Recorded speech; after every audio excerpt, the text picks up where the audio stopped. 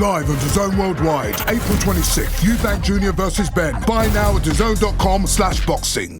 This is Joe Pugh for IFLTV. It's the morning after the night before.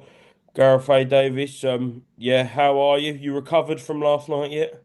There's no recovery involved. It was a beautiful entry and exit from the Tottenham Hotspur Stadium, a fantastic night. Had my bicycle outside tied to the railings because from previous experience, it takes hours at that time of night to get out of Spurs. So I had a 4 mile cycle back to the car. But even then, the streets were absolutely jam-packed with cars and people and revelry, all thrilled by the night at the stadium, a night that actually really delivered, Joe.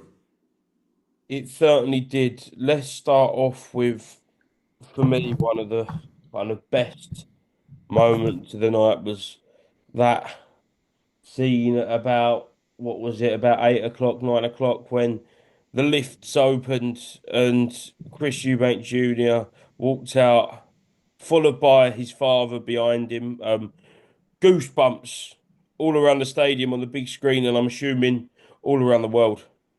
Absolutely, it was a very, very nostalgic moment and a moment of pure love. The stadium erupted. I think the first shot we saw in the stadium was his dad getting out of the car, believe it or not.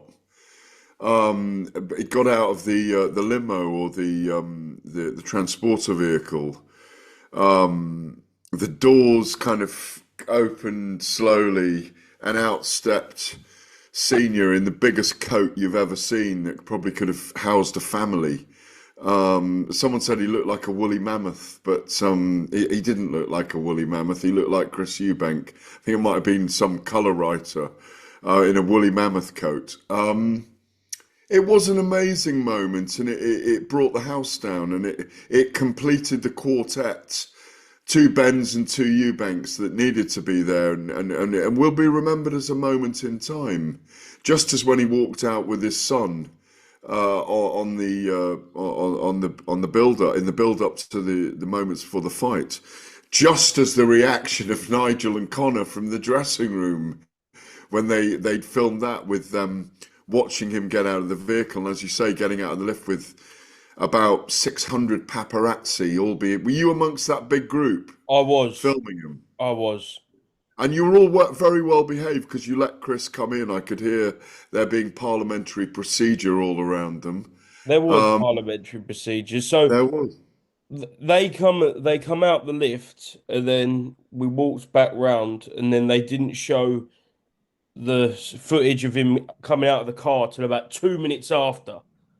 So it was pandemonium, but we barely got our breaths back until we saw more footage emerge of Billy Joe Saunders trying to kind of get in the room. There was reports this week of him inspecting Chris Eubank Jr.'s hand wraps.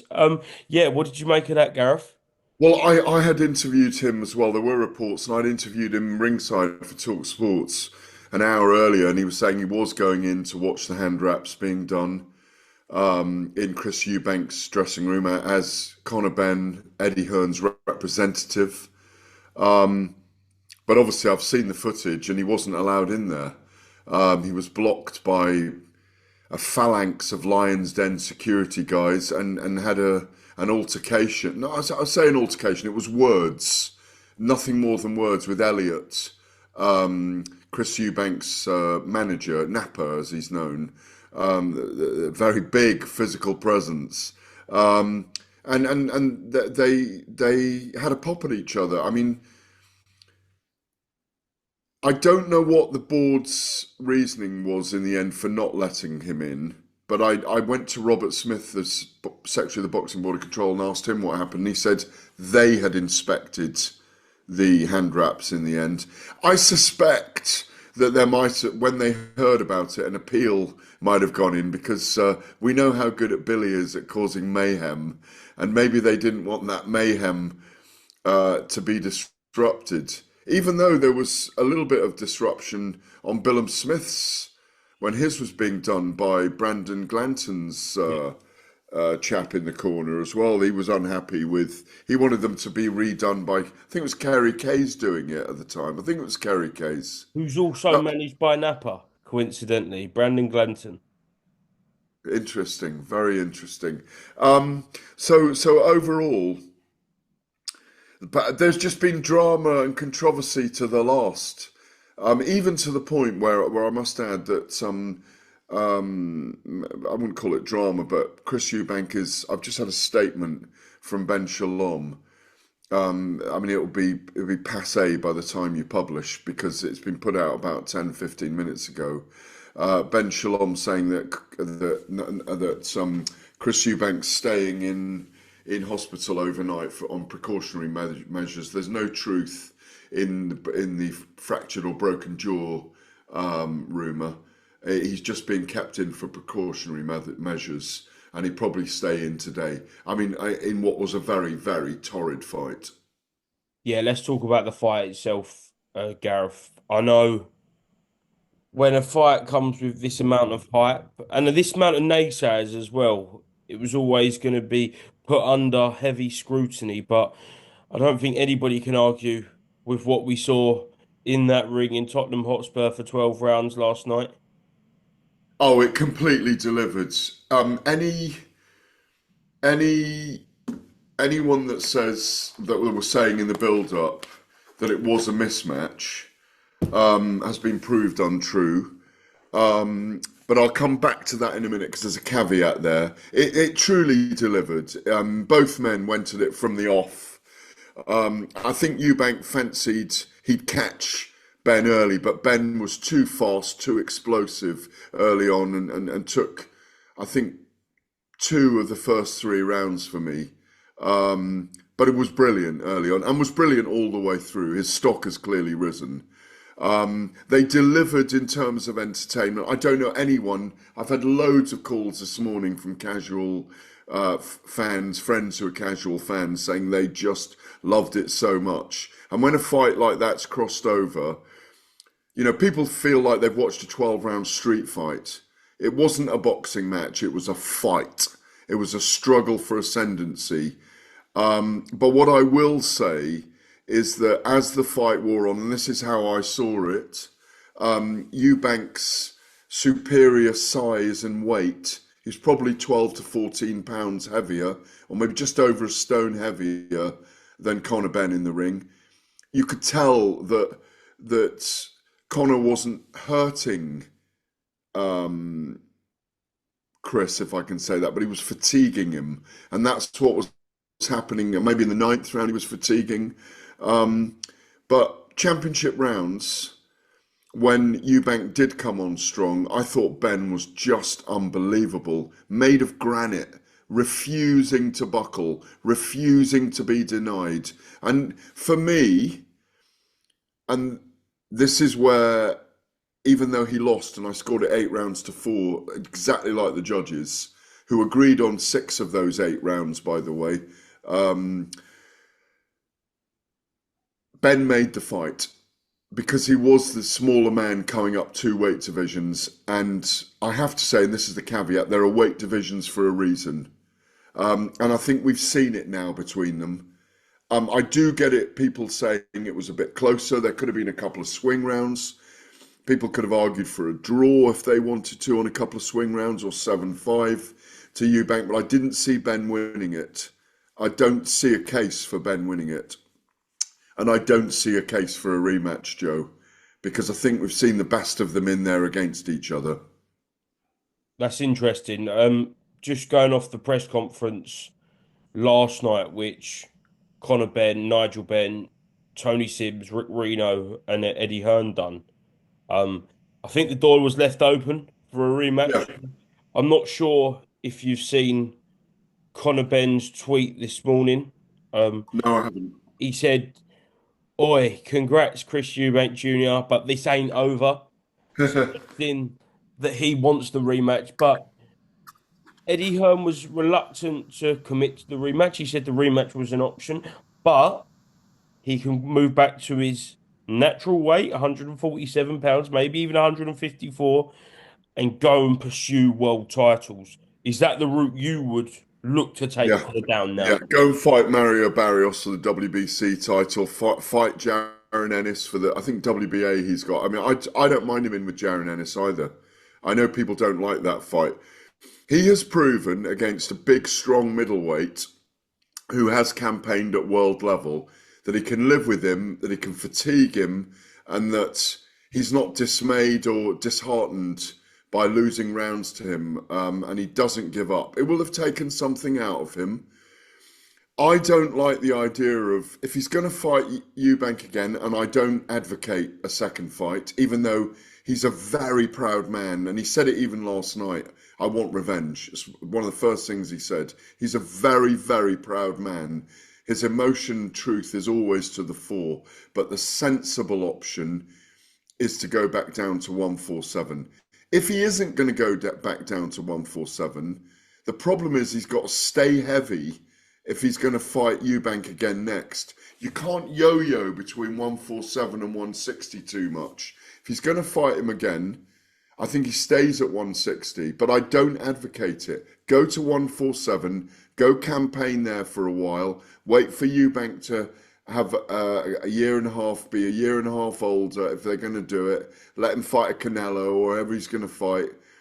I just don't see them fighting, and I think from here Eubank's going to go to 12 stone anyway, wherever he goes. Don't want to see him make 160 again either, or try to make 160 and a Mars bar. So go to 147, go win world titles. You've just earned extraordinary money on the biggest pressure night of your life.